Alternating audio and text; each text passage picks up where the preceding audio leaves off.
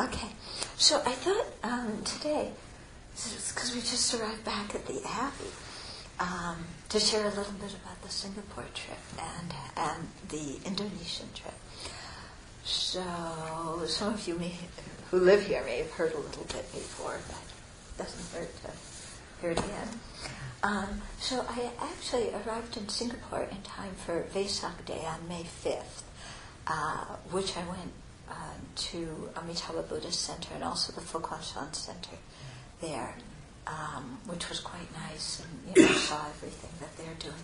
And then the next day, that evening actually, I flew to Jakarta, and then the next day on May 6th was when Indonesia celebrated Vesak. So the group that sponsored me, the temple that sponsored me was called Ekayana, which means one vehicle, and so they are very ecumenical. They have monastics there and participants from, followers from, mostly Theravada and General Mahayana, and then I think they wanted me to come because I was one of the first of the Tibetan practitioners to come and teach their group. But lovely people, so kind of quite a diversity of robes and different kind of training, and some of them had been to Plum Village, and and some ordained in this place and some in that place, but really accepting of the different traditions. And it's interesting, I didn't know Buddhism was so strong in Indonesia. I didn't know much about the history, unfortunately, but what I learned was that they hadn't had monastics for a few hundred years, ever since the 16th century when Indonesia became Muslim. So there's a long period with no monastics there. And then one Indonesian man went to Southeast Asia and began studying, and his name was Jinarakshita. And he ordained and came back sometime in the, I think, 60s, 70s. And then from him he started, his followers ordained, and he brought monks and nuns from various traditions there to give ordination to teach. And so there was this whole kind of like revival movement, it seems like, in Indonesia. So they have like a loose affiliation of different groups and temples around the country that have this philosophy of one vehicle, which is very, very nice. So on Vesak Day, they had 9,000 people come to the temple, including the governor of Jakarta and one of the assembly representatives or somebody who came. And it was interesting because the governor really assured them of their religious rights, which I think was very important, because what I didn't know was that after independence, they gained their independence after the Second World War, and a very bloody war against the Dutch and a little bit against the British too.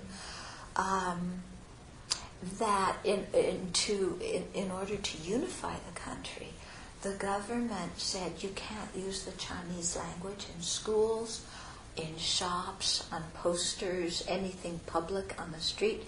You can't have Chinese language. And so, within the space of a generation, Chinese language really went way, way down. And so this, of course, would affect the existence of Buddhism in the country, too.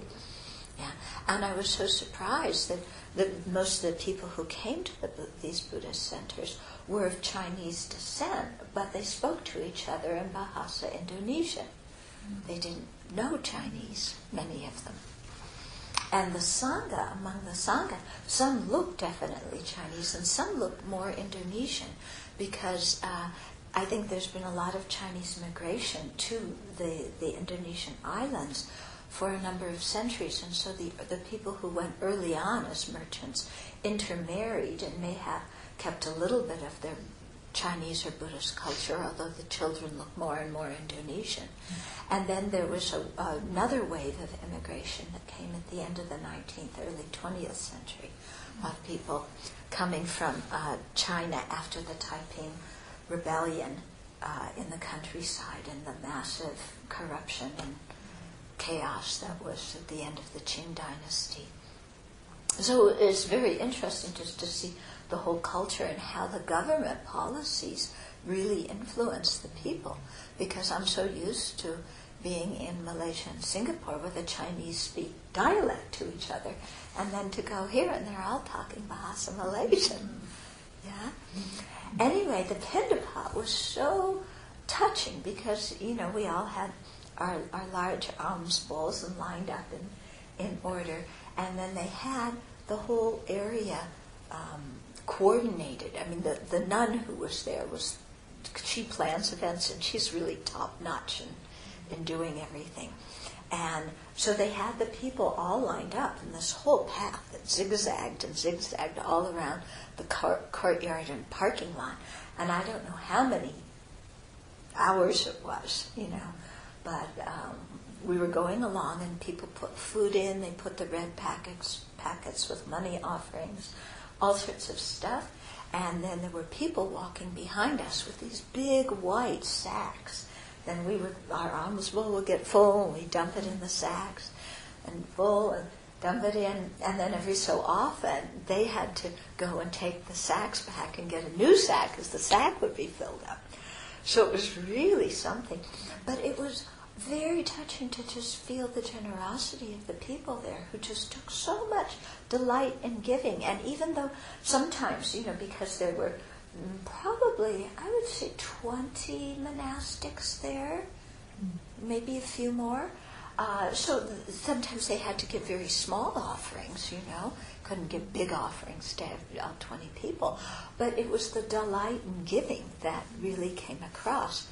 And so you had the parents holding up their little kids and showing their kids how to put something in the bowl, and it was really sweet how the parents show them, and then the parents themselves making offering, and the grandparents making offering, and just that whole, I came out of that experience with feeling, boy, I really want to repay their kindness, and the only way I have to do is by sharing the Dharma with them. So I hope they come to the teachings, because there's a lot of people who like to give offerings, but they don't come up to the teachings so much. So, of course, not all 9,000 came to the teachings. Maybe about 250, 300 came. But still, it was a good enough attendance to repay the kindness somewhat. But you really get the feeling of, this has nothing to do with me. I just happen to be wearing the robes and carrying the bowl, but what they're really making the offering to is the precepts and, of course, to the Triple Gem. And the robes are just, a symbol of that encourage this incredible virtuous mind they have that just loves to give. So it was very, very moving. So we did this, and then we came back in, and the abbot gave a talk explaining the meaning of Vesak to people, and we did some chanting. And what's interesting is they're facing a somewhat similar situation to what we are in Western cultures, in that with the fact that so many people don't know Chinese, they're wanting to get materials into Bahasa Indonesia, just as we're trying to translate things into English and French and Spanish and like that. So before the teacher enters, they have some verses that they sing. I think it's a Bahasa Indonesian translation of the incense offering, and they made up a new melody, and they sing that, while the teacher comes in and bows. And then they have dedication prayers too, which are the translation of the Chinese, that again they made up melodies and sung. And so very, very beautiful. And everybody knew those verses. So when you walk in, there's several hundred people chanting together, this kind of welcoming. So very, very touching. So I taught in Jakarta for a number of days, and one of the evening talks, and then there was one day where they had a retreat for women, and 175 women came. And when they wanted to do a group picture, we had to do 3, and I think more actually, shots, because not everybody could fit into one picture. there were so many people. And they really listened very attentively. I was really impressed with the fact that the abbot thought to have a special day for women. Yeah, so I talked about Tara and then, other kinds of topics that women would be interested in, and then, of course, universal topics. And then the abbot made a very big effort to get the nuns who were scattered all around the different islands and different temples, many of them alone, taking care of the temple and the lay people in the temple, to come together to the retreat that we did. So I taught in Jakarta a few days, then in Surabaya, we flew to Surabaya, taught there one evening, and then we flew to Yogyakarta, and the flight there was amazing because there's these huge, enormous volcanoes that are on the island, because even Borobudur has been covered in volcanic ash, and the whole area is very fertile due to the volcanic ash. But when you're flying in, you see these ranges of big mountains and volcanoes. It's quite impressive. So we drove, and they were so kind to us because they made a special bus for Venerable Chini had joined that day, and then about 10, 12 people from Singapore, a special bus for us to stop at Borobudur on the way to Parakan, while the others just went straight to Parakan. But I'll talk about Borobudur tomorrow. I think that's enough for today. Okay.